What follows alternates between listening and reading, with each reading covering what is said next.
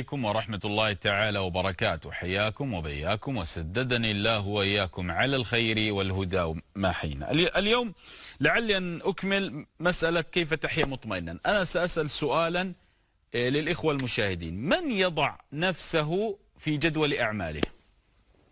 يعني أنا مستواي، أنا العبد الفقير، لما أخرج مثلا اليوم محاضرة كذا، إذاعة، أنا هل وضعت نفسي في جدول أعمالي؟ نحن تنقصنا السعادة والطمأنينة أيها السادة لأننا لا نضع أنفسنا في اهتمام أنفسنا. ربما نهتم بالغير، نهتم بالسيارة أكثر من اهتمام بأنفسنا، نهتم ربما بالمنزل أكثر من اهتمام بأنفسنا، بالنظارة، بالموبايل. لما نشتري الجهاز الجوال نضع كفر أمامي وكفر خلفي، نهتم به حتى لا يخدش، ومشاعرنا نتركها تخدش هنا وهناك. ضع نفسك في جدول اهتمامك اليومي حتى تحيا سعيدا. لما تقع في مصيبة أيها الفاضل لابد أن تفعل الآتي حتى تبقى مطمئنا. إذا وقعت مصيبة موت، وقعت مصيبة فقر، وقعت، استحالة أن تقدر على دفعها. القصة وقعت عليك. تعلم ما الفرق بين من يبقى مطمئنا رغم المصاب ومن يضجر ويشتم ويسب ويصخب رغم نفس المصاب؟ رجل وقعت عليه مصيبة فقد المال، شتم وسب وقذف، ورجل وقعت عليه نفس المصيبة، نفس القصة، فقدان المال، لكنه تبسم. تعلم ما الفرق بينهما؟ تغيير الحوار. غير النص في التعامل مع نفسه، غير النص بالتعامل مع نفسه. الأول وقعت به مصيبة، لما وقع به المال، أين سأتي بالمال؟ يكلم نفسه، صاغ الحوار باليأس.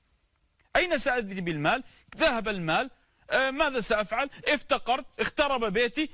هذا الحوار تكلم مع نفسه. الثاني لما نزلت به نفس القضية صاغ الحوار بأسلوب رائع: قدر الله ما شاء فعل، العوض بيد الله، الله عز وجل أعطاني والله أخذ والله عز وجل سيعوض. رأيت نفس المصيبة إلا أن الحوار اختلف من هنا إلى هناك. هذا الذي يريده الله منك.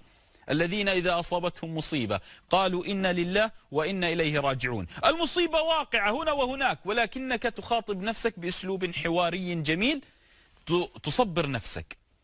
إنا لله وإنا إليه راجعون. فالله عز وجل يريد منك بهذه الآية أن تقوم بصياغة الحوار مع نفسك حتى تثبت نفسك، حتى تصبر نفسك، حتى تتألق من جديد. إذن هي مسألة تغيير الحوار. أيضا حتى تبقى مطمئنا لا تدخل في أجواء الناس حتى لا يسحبونك إلى أجوائهم. الناس لهم إن صلح التعبير كالإعصار. كل إنسان له عبارة عن حيز كالإعصار، بمعنى يأتي الرجل الإعصار يقوم بالالتفاف، يجمع كل من حوله إلى دوامته. هكذا كل إنسان كالإعصار يلتف، يجمع كل الورق يطير إليه، السيارات تطير إليه، البيوت يطير إليه. كل إنسان هكذا. فأنت إذا وقفت في دوامة إنسان تسمع همومه، مشاكله، تسمع هنا هناك، سيأتي يوم يسحبك إلى أجوائه فتحياك معه. لهذا إياك أن تدخل في أجواء الناس، لأن الجو ماطر، ستمسك مظلة وجو ماطر، والجو بارد ستلبس معطف، جوه بارد وأنت لا جو لك، لا جو لك. والجو صيف سيشكو من الحر، أنت ستشكو معه. لا تدخل في أجواء الناس، ابقى في جوك أنت. اجعل الناس يدخلون في جوك وأنت تتحكم بهم، لا هم يتحكمون بك. لهذه علتنا. لهذا تجد الإنسان سريعا ما يدخل في الأجواء. أضرب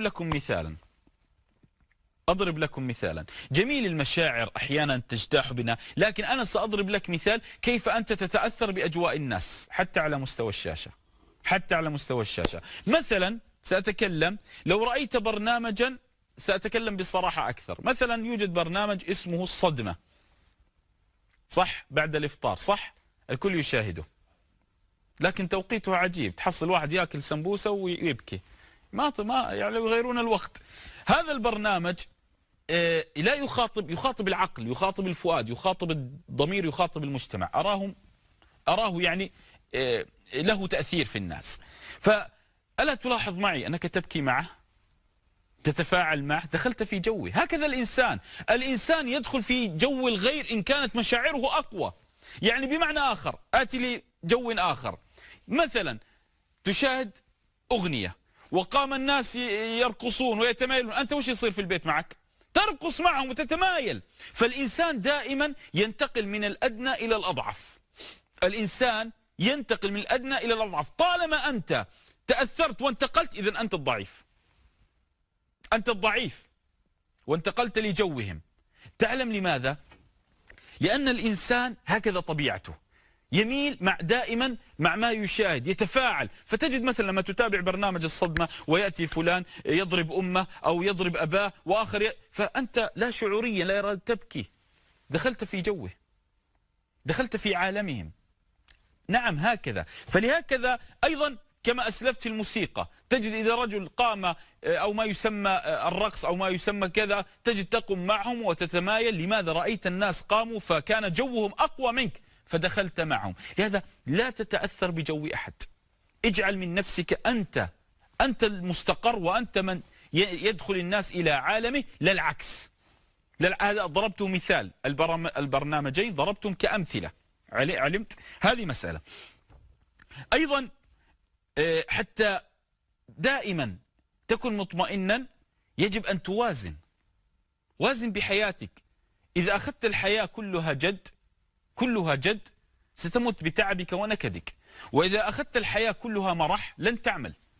لابد لك من عملية موازنة، تارة تمزح وتارة تعمل بجد. أنا أضرب لك مثال، فرضا أني موظف، أنا موظف الآن، لو أنا دائما كموظف أضحك لن أعمل واستهزئ لن أعمل. لكن لو أنا دائما بجد لن أخدم المراجع، سينفر مني المراجع. فيجب ماذا؟ مسألة موازنة. هكذا الحياة أصلا تضاريس الأرض سهول وجبال وأودية وأنهار مختلفة.